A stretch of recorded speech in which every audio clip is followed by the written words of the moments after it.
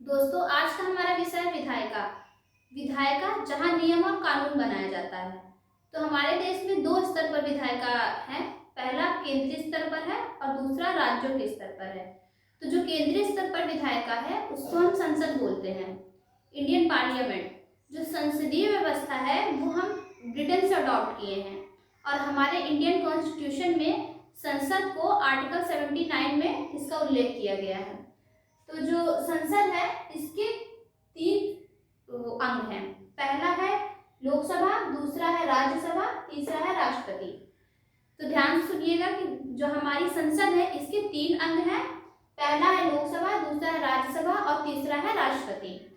और इसके तीन अंग हैं और दो सदन है। पहला सदन है लोकसभा जिसको हम निम्न सदन भी बोलते हैं और दूसरा सदन है राज्यसभा जिसको हम उच्च सदन भी बोलते हैं। ब्रिटेन में जो निम्न सदन है लोकसभा उसको हाउस ऑफ कॉमन बोला जाता है। हाउस ऑफ कॉमन इसलिए कहा जाता है क्योंकि जो इलेक्शन होता है, जब हम वोट करते हैं तो जो हमारे द्वारा वोट किए गए जो रिप्रेजेंटेटिव जो चुन के जाते हैं वो लोकसभा में बैठते हैं।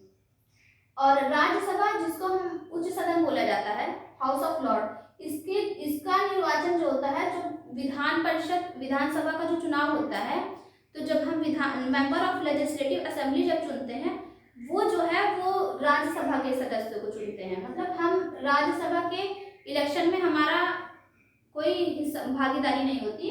हम जो जब लोकसभा का चुनाव होता है तो हम लोकसभा के सदस्यों को चुनते हैं, राज्यसभा को सदस्यों को मेंबर ऑफ लेजिस्लेटिव असेंबली चुनते हैं, विधायक चुनते हैं राज्यसभा के सदस्यों को।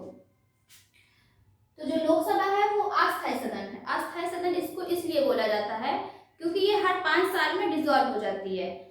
जब 5 साल पूरे हो जाते हैं, जब लोकसभा का कार्यकाल पूरा हो जाता है तो मॉडल कोड ऑफ कंडक्ट लग जाता है। उस समय तक जो हमारा जो संसद है वो खाली रहता है। संसद नहीं मतलब जो लोकसभा है वो खाली रहती है, तो इसलिए इसको अस्थायी सदन बोला जाता है। जब तक इलेक्शन नहीं होके दूसरी सरकार नहीं आ जाती है, कोई सरकार मतलब इलेक्ट होकर नहीं आ जाती है लोकसभा में, तब तक ये खाली रहता है।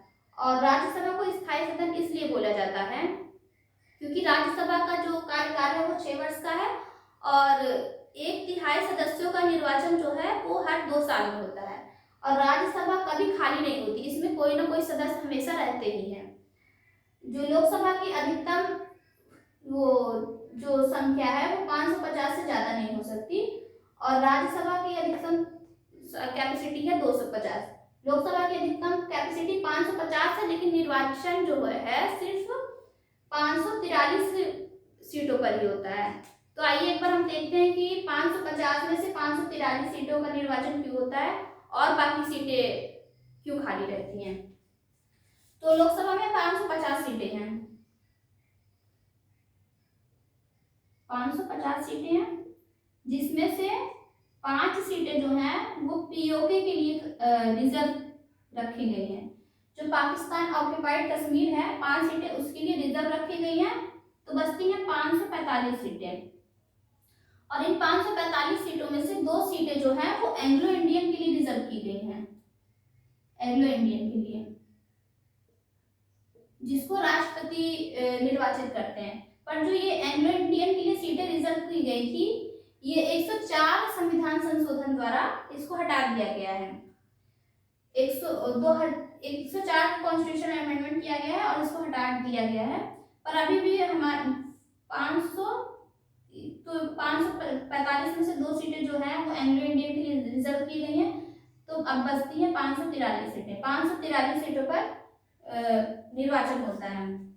लोकसभा का कार्यकाल जैसे मैंने बताया 5 साल के लिए होता है और राज्यसभा का कार्यकाल है वो 6 वर्ष के लिए होता है। इसमें चुनाव लड़ने के लिए जो न्यूनतम आयु है वो 25 वर्ष होनी चाहिए लोकसभा में चुनाव लड़ने के लिए, और राज्यसभा में चुनाव लड़ने के लिए न्यूनतम आयु जो है वो 30 वर्ष होनी चाहिए।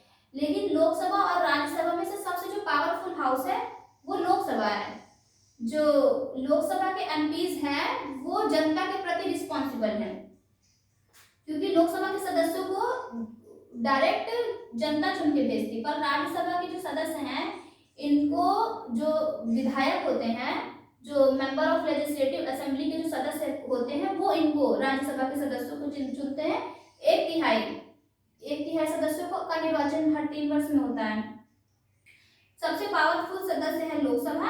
राज्यसभा पावरफुल नहीं है, और जब कोई भी बिल लाया जाता है तो उसको लोकसभा में पास किया जाता है, फिर उसके बाद राज्यसभा में भेजा जाता है, फिर उसके बाद राष्ट्रपति का सिग्नेचर लगता है, उसके बाद ही वो कोई कानून बन पाता है।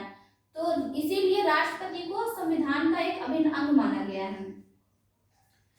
तो जो संसद के जो सत्र होता है वो भी राष्ट्रपति बुलाता है। संसद के 3 सत्र होते हैं, शीतकालीन सत्र होता है, और एक ग्रीष्मकालीन सत्र होता है, और एक मानसून सत्र होता है। तो अब विधानसभा, विधान परिषद और राज्यपाल की बात करते हैं। तो जो विधानसभा होता है इसको निम्न सदन बोला जाता है, और जो विधान परिषद होता है इसको उच्च सदन बोला जाता है। लेकिन जो विधान परिषद है वो सिर्फ 6 स्टेट्स में है। हमारे देश में 28 स्टेट्स हैं। 28 स्टेट्स में से सिर्फ 6 राज्यों में ही विधान परिषद का निर्माण किया गया है। अगर राज्य चाहे, अगर राज्यों को लगता है कि हमारे यहाँ भी विधान परिषद का निर्माण किया जाए, तो वो अपने यहाँ भी विधान परिषद का निर्माण कर सकते हैं। लेकिन अभी सिर्फ 6 राज्यों में ही विधान परिषद है। पहला है कर्नाटक, दूसरा है आंध्र प्रदेश, तीसरा है तेलंगाना, चौथा है उत्तर प्रदेश, पांचवा है महाराष्ट्र और छठा है बिहार। तो इसका एक शॉर्ट ट्रिक भी है, इसको आप याद कर सकते हैं कार्टून के द्वारा। KATUMB। के से कर्नाटक, ए से आंध्र प्रदेश, टी से तेलंगाना, यू से उत्तर प्रदेश, एम से महाराष्ट्र और बी से बिहार।